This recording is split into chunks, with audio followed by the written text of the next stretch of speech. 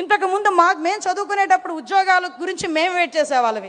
కానీ ఇప్పుడున్న జనరేషన్ ఏం అదృష్టవంతులయ్యా, ఉద్యోగాలు మీ గురించి వెయిట్ చేస్తున్నాయి, ఉద్యోగాలు మీ గురించి వెయిట్ చేస్తున్నాయి.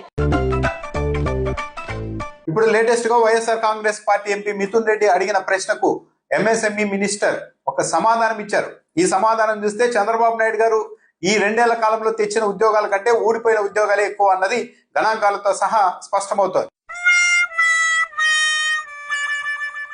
ఇంకొక 3 సంవత్సరాలు నిరుద్యోగ యువకులు పక్క రాష్ట్రాల వైపు చూడాల్సిన అవసరం లేదు.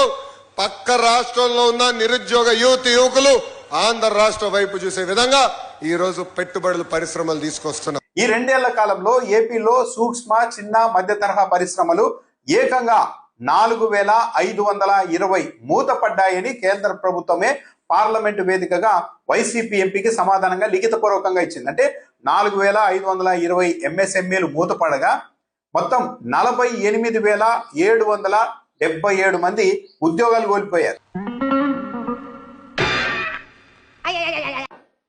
As on today, 18 months, I got investment nearly 20 lakh crores. It is going to create 23 lakh crore jobs. రాష్ట్రంలో చంద్రబాబు నాయుడు గారు చెప్తున్నట్లు 23 లక్షల కోట్లు 20 లక్షల ఉద్యోగాలు రాలేదు.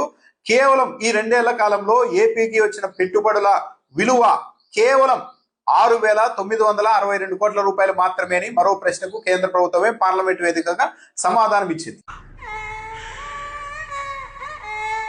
అంటే ఈ 10 పరిశ్రమలు పూర్తి స్థాయిలో కార్యకలాపాలు మొదలు పెడితే వచ్చే ఉద్యోగాల సంఖ్య 22,000 కాగా ఆల్రెడీ ఈ 2 ఏళ్లలో మూతపడ్డ 4,520 ఎంఎస్ఎంఈల ద్వారా కోల్పోయిన ఉద్యోగాలు ఏకంగా 48,777.